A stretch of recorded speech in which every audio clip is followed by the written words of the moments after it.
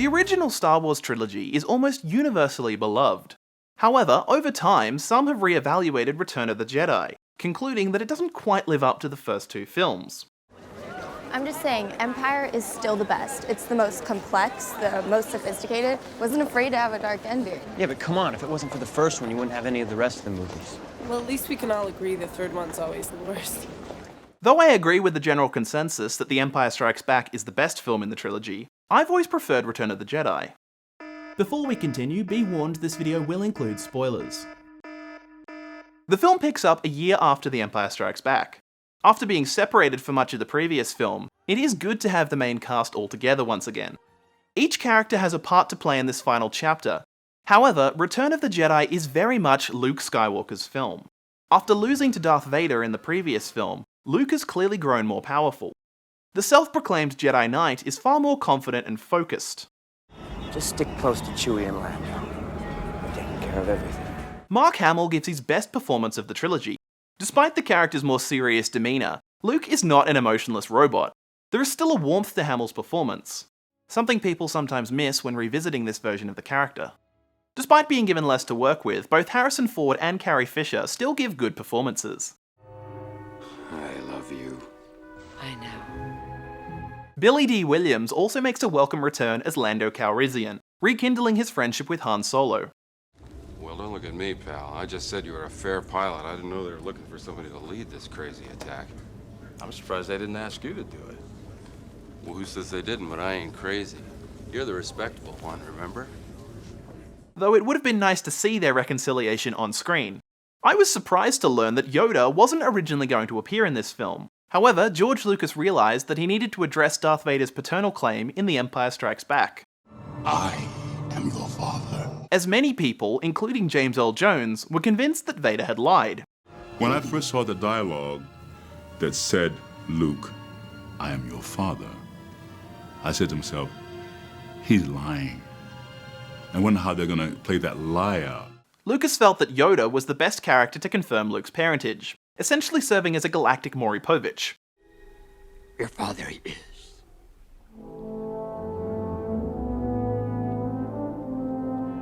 Hamill is once again completely believable, acting opposite a glorified Muppet.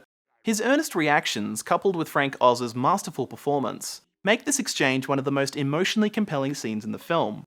Speaking of puppets, Return of the Jedi finally introduced viewers to Jabba the Hutt, a character who had been mentioned throughout the previous two films. Jabba has since been retroactively inserted into A New Hope. However, I, like many others, am not a fan of that decision, largely because it undermines the character's reveal in this film. Without the benefit of CGI, it took 3 puppeteers to bring the decadent crime lord to life in all his disgusting glory. Of course, one cannot talk about Jabba the Hutt without mentioning Leia's metal bikini. Suffice it to say, I think the late great Carrie Fisher herself best addressed it. Though the Emperor does appear briefly in The Empire Strikes Back, regardless of which version you watch, the character made his first proper appearance in Return of the Jedi, played to perfection by Ian McDiarmid. Right from the first scene, the Emperor is established as a figure to be feared. The Emperor's coming here? That is correct, Commander. And he is most displeased with your apparent lack of progress. We shall double our efforts. I hope so, Commander, for your sake. The Emperor is not as forgiving as I am. With his dying breath, Yoda warns Luke, Do not underestimate the powers of the Emperor. a mistake Yoda himself makes in Star Wars Episode 3, Revenge of the Sith.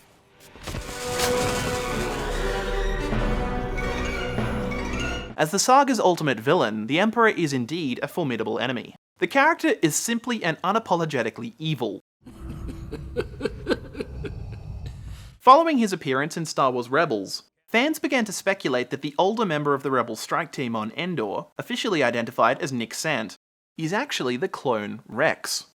In 2016, Rebels co-creator Dave Filoni stated that he believed that the old guy on Endor is in fact Rex. The series finale confirmed that Rex fought in the Battle of Endor, without definitively stating that he and Sant are the same character. Filoni later stated that he didn't want to lay it down in stone one way or the other, allowing fans to believe what they want. However, the Star Wars Galaxy of Adventures episode, Han Solo from Smuggler to General, plainly shows Rex alongside characters from Return of the Jedi. As he had done with The Empire Strikes Back, George Lucas chose not to direct the film himself. Instead, Return of the Jedi was directed by Richard Marquand. Lucas was still heavily involved in production, due in part to Marquand's inexperience with visual effects. Apart from a few examples of poor compositing or obvious matte paintings, the VFX are outstanding. Industrial Light and Magic continue to push themselves with this film, and the results speak for themselves. The Rancor is an impressive achievement in puppetry. The speeder bike chase on Endor is a visually distinct and exciting sequence. And the climactic space battle is absolutely incredible.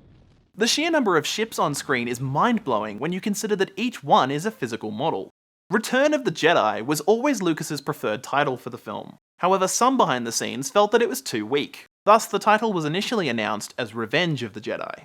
However, Lucas felt that it was not appropriate for Jedi to seek revenge, and the title was changed to Return of the Jedi, just 5 months before release. As well as making the film's marketing campaign slightly confusing, this whole situation also led Paramount Pictures to change the title of the second Star Trek film, from The Vengeance of Khan to The Wrath of Khan, to help distinguish the two films. 22 years later, Episode 3 was given the title Revenge of the Sith, in reference to Return of the Jedi. There have been several versions of the film released since 1983, each with their own controversial changes. Because of my age, I grew up watching the 1997 Special Edition. While I may not love them all, I don't think any of the changes made over the years have irreparably compromised the film. Personally, I've never understood the problem people have with the Ewoks.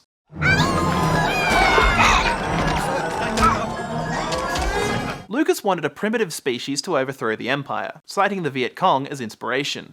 He originally planned to use Wookiees, but changed his mind because Chewbacca was too proficient with technology. What I'd do is, instead of making them incredibly tall the way Wookiees are, I'd make them incredibly short. And at the same time, to make them look different from Wookiees, I'd give them short fur instead of long fur. That's really where the Ewok evolved. An army of Wookiees did eventually appear in Revenge of the Sith. Kenny Baker, who portrayed R2-D2, was originally cast as the film's most prominent Ewok, Wicket. However, Baker developed food poisoning during production, and the role instead went to a young Warwick Davis. Davis has maintained a close association with Star Wars over the years, portraying various characters in The Phantom Menace, The Force Awakens, Rogue One, The Last Jedi, Solo, and The Rise of Skywalker, in which he appears as an older Wicket. Davis also reprised the role in 2 television films, Caravan of Courage, An Ewok Adventure, and Ewoks, The Battle for Endor, which are both available along with the animated series Ewoks as part of the Star Wars Vintage Collection on Disney+. People often criticize Return of the Jedi for its light-hearted tone, which I don't think is fair. The film is generally more uplifting than its immediate predecessor. However, it isn't without emotional depth. Despite the atrocities he committed as Darth Vader, the death of Anakin Skywalker is a somber moment. Father. I won't leave you.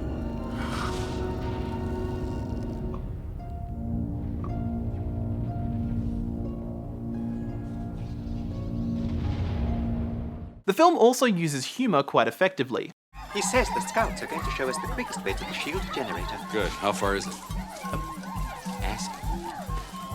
Ground-naked. We need some fresh supplies, too. Chioto, but Try and get our weapons back. Uma Frida. Hurry up, will ya? I haven't got all day. The way the film balances these tones without giving the viewer emotional whiplash is admirable. George Lucas has often said that these are meant to be films for 12-year-olds. Obviously, that doesn't exclude older viewers, nor does it mean that Star Wars is or should be childish. I believe that it simply means that the franchise should always be accessible to a 12-year-old. John Williams' iconic music is an integral part of the Star Wars franchise. Return of the Jedi features one of the saga's most memorable soundtracks. In addition to new material, Williams uses familiar cues to great effect. For example, the Emperor's arrival is accompanied by a heightened rendition of the Imperial March.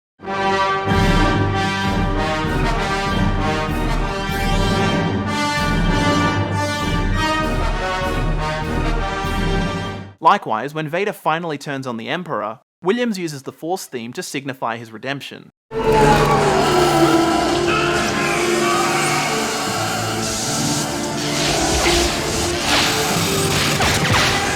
The special edition of Return of the Jedi extended the climactic celebration on Endor, adding additional shots of similar celebrations taking place across the galaxy, to help convey the full scope of the Rebels' victory. Williams composed a new track to accompany this longer ending, replacing the existing Ewok celebration with Victory Celebration. Personally, I think this new sequence, including its music, is an improvement, and serves as a more fitting conclusion to the trilogy.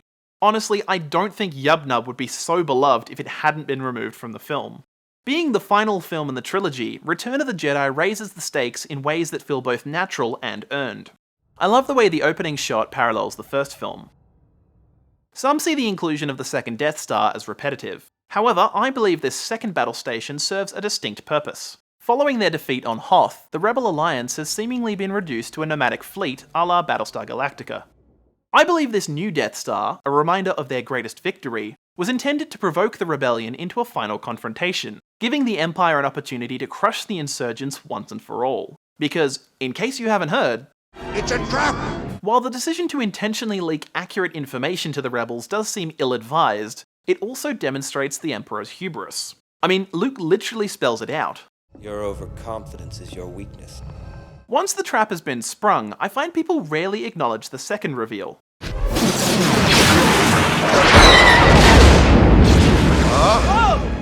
That blast came from the Death Star. That thing's operational. Personally, I think this revelation is just as effective in raising the stakes. Like the Emperor himself, the Death Star's vulnerable appearance masks its true power. By the way, after fighting in the Battle of Yavin, the Battle of Hoth, and the Battle of Endor, Wedge Antilles is the only rebel pilot, besides Luke, to survive the entire trilogy. Without question, the best part of Return of the Jedi is its three-way finale, which is split into 3 different fights: a space battle, a ground battle, and a lightsaber duel. Interestingly, George Lucas reused this same structure when the franchise returned 16 years later, with Star Wars Episode I: The Phantom Menace. The film builds towards this showdown. Though the space and ground battles are both impressive achievements, the heart of this finale is Luke's struggle against the dark side of the Force. The lone Jedi fights not only to preserve his own soul, but to redeem that of his father, and is fully prepared to give his own life. The emotional stakes involved in this confrontation make this my favourite lightsaber duel. Return of the Jedi may not be a perfect film, but it is a satisfying and triumphant conclusion to one of the most influential trilogies ever made. Of course, all of this is my opinion. As always, I'd love to hear your thoughts in the comments. Let me know how you feel about this film. If you enjoyed this video, why not give it a like? Maybe share it with a friend. Or an enemy. Either way, be sure to subscribe and turn on notifications to see more content here on Channel 73.